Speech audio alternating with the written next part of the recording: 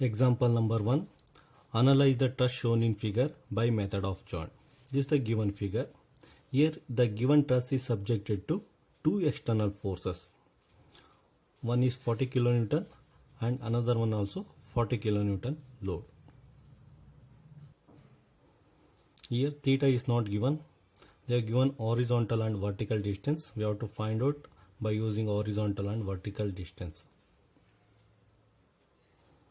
Solution. In step number 1, we have to identify the type of truss. Okay. What kind of truss is this? This is a cantilever truss. One end is fixed, this end is fixed, other end is free. What is the procedure for cantilever truss? We should always start analyzing from free end. We have to consider joint C and we have to apply equilibrium equation. In second step, we have to draw the free body diagram of forces. Okay. First, let us calculate angle theta. This angle theta. Theta equal to tan inverse of 3 by 3. Tan inverse of opposite side height is 3 meter and adjacent side height is 3 meter. We will get theta equal to 45 degree. Okay, in free body diagram, we have to mark the external and internal forces. These are the external force, 40 kilonewton, 40 kilonewton. First, we have to mark the external force as it is. Okay, as it is, we have to mark the external force, 40 kilonewton and 40 kilonewton. After that, we have to isolate each and every joint and mark the internal member forces. Isolate or quarantine each and every joint to mark the internal member forces. Okay, if you consider joint C, now we are going to mark the internal forces away from the joint like this.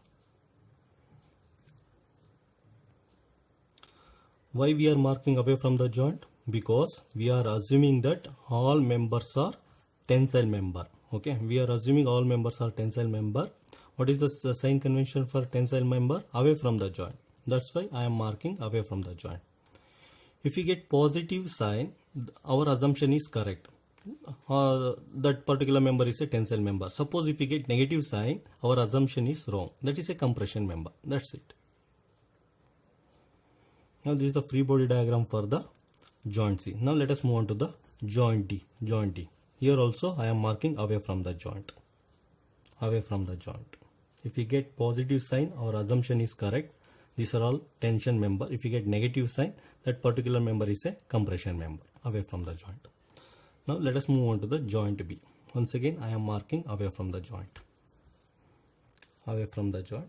Away from the joint. Okay. These are the fixed end. This will not be considered as a pin joint. Okay, this is the fixed end. It is not a joint, it's a end, fixed end. Okay, now let us mark the member force. What is the member force? This one, FBC or FCB. FBC or FCB. What about this one? FCD or FDC. For this one, FBD or FDB. What about this one? FED. This one, FEB. This one, FAB. That's it. This is the free body diagram for joint C. For joint E, we have to consider this much area. Similarly, for joint D, we have to consider only these four forces. For joint B, we have to consider only this diagram, 4 forces. Next, in step 3. In step 3, by using method of joint, we have to solve the member forces. As I told you, for cantilever truss, we should always start analyzing from free end. That means we have to consider this joint, joint C. Okay, now we are starting from joint C. We are consider only joint C figure and applying equilibrium equation. First, let me apply sigma Fi equal to 0. FBC sin 45. Vertical component of this member. FBC sin 45. It is acting vertically upward and minus 40. Since it is acting vertically downward, I am using negative sign 40. If you solve this equation, we'll get FBC equal to 56.56 kilonewton. If we resolve this inclined force FBC, we'll get two components. One in horizontal direction, that is FBC cos 45, one in vertical direction, that is FBC sin 45. This is the vertical component, FBC sin 45 minus 45. It is acting vertically upward. That's why this is positive, and this force 40 kilonewton force, it is acting vertically down, so negative. If you solve that equation, we'll get FBC equal to 56.56 kilonewton. This is positive. Our assumption is correct. This is a tensile member.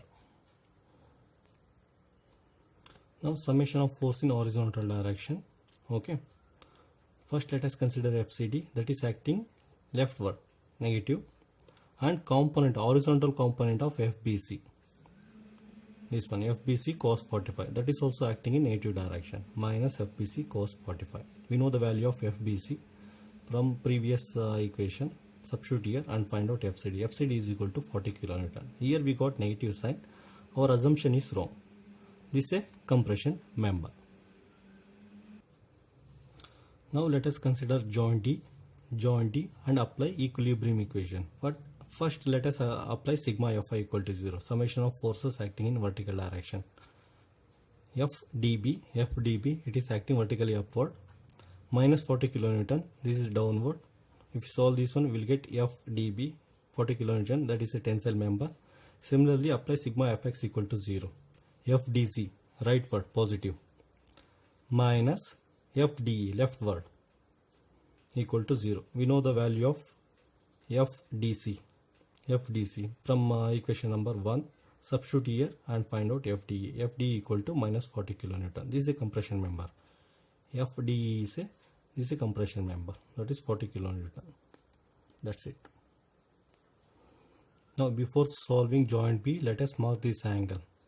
This angle is theta, alternate angle, this is also theta. Similarly, this angle is theta, alternate angle, this is also theta. Now we have to consider on the joint B forces, these four forces, and apply equilibrium equation. Now let us consider joint B. Joint B, apply equilibrium equation, sigma Fi equal to 0. Okay. Minus FBC sin 45.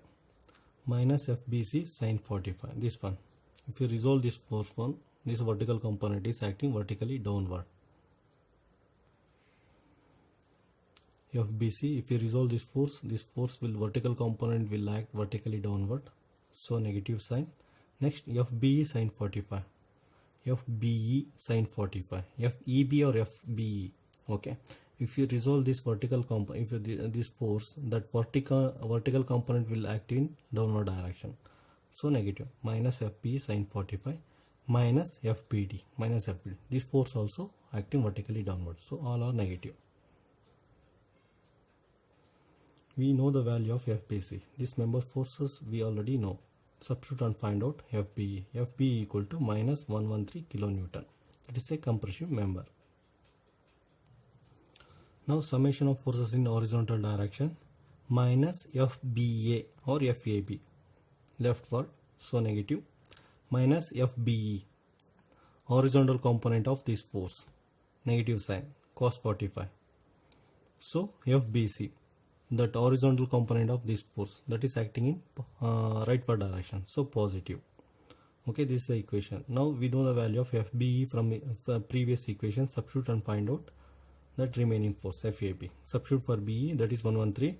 Substitute for BC, that is 56.56. Find out FBA, that will be 119.89 kilonewton. Once again, FAB leftward minus FBA and FBE forces. Okay, this leftward direction, FBE or EB, cos theta, cos 45. Then FBC cos 45, horizontal component of this force, FBC cos 45. We will get FB equal to 119.89 kilonewton. If you mark all the forces on the main diagram, it will going to look like this. 40 kilonewton force, FDC, moving towards the joint. This is a compression member moving towards the joint. member force B and C moving away from the joint. This is a tensile force. This member force moving away from the joint. This also tensile force. This is moving towards the joint. Moving towards the joint. This is a compression force. This is also moving towards the joint. This is a compression member. Moving away from the joint. This is a tensile member. This is the way of representing system of forces.